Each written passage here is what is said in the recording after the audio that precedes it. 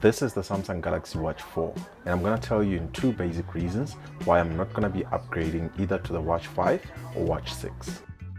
So the first reason why I would not upgrade my Watch 4 to the Watch 5 or 6 is in terms of build size and quality. All three watches come in the same 40mm and 44mm sizes, which is great because you can use the bands from the Watch 4, Watch 5 and Watch 6. So in terms of style, you're not left out if you have the Watch 4 or the Watch 5 because you can buy the newer bands and use them on your older watch. In terms of screen size, all screen sizes remain the same, even though this Watch 6 gets a slightly smaller bump in resolution. But if you're not somebody who's an enthusiast in terms of things like that, you're not really going to notice the slight bump in resolution. There's also a slight bump in brightness in the Watch 6, but I haven't had any problems with my Watch 4 in terms of visibility in bright areas such as in sunlight, so that's still great for me. The second reason why I'm not going to be upgrading to the Watch 5 or 6 is in terms of function. So there's a few things I use my Watch 4 for. Firstly, I use it to make payments using Samsung Pay, either when my phone is with me or when my phone is not with me. And that has not improved from the 4 to the 5 to the 6. All of them are really good at making payments, and there's no physical hardware or software improvements in terms of that. So I can still make payments with my watch, whether I have my phone or I don't have my phone with me. Once you've uploaded your cards onto the watch, you're ready to go on the Watch 4, 5 and 6.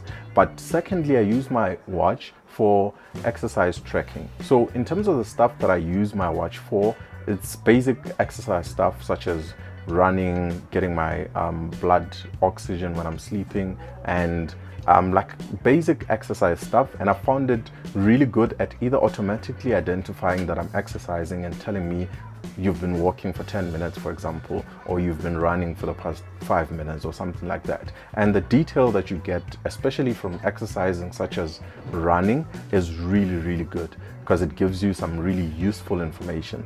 So I haven't found any reason to upgrade from the 4 to the 5 or the 6 in terms of exercise tracking, even though the 6 has slightly improved sensors for tracking some of your body, like blood pressure and heart rate and things like that. The 6 even has a temperature sensor, but that temperature sensor is not enabled until Samsung can clear the policy for using that. So I'm really not missing out on anything in terms of exercise tracking.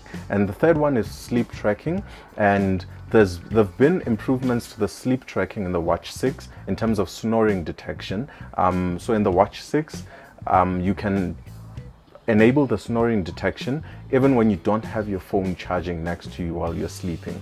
But Samsung has promised that that is coming with a software update to all three watches. So still not much of an improvement that would cause an upgrade in terms of that. So as you can see from my use cases, there's really no reason, if you already own the Watch 4 or the Watch 5, to upgrade to the Watch 6. If you are, however, somebody who does not own any of these watches, it would be better, of course, for you to buy the newer one and the latest one because of the slight bump in screen resolution and brightness. Also, there's a slight bump in battery size. So on my Watch 4, I get about a day and a half of battery until I have to charge it, and I charge it for about 1.5 hours for a full charge. And in the Watch 6, people have claimed to get about 2 days, 2.5 days, depending on your use case on your watch. So obviously for somebody who doesn't have any of these watches, if you're looking to buy a new one, buy the Watch 6.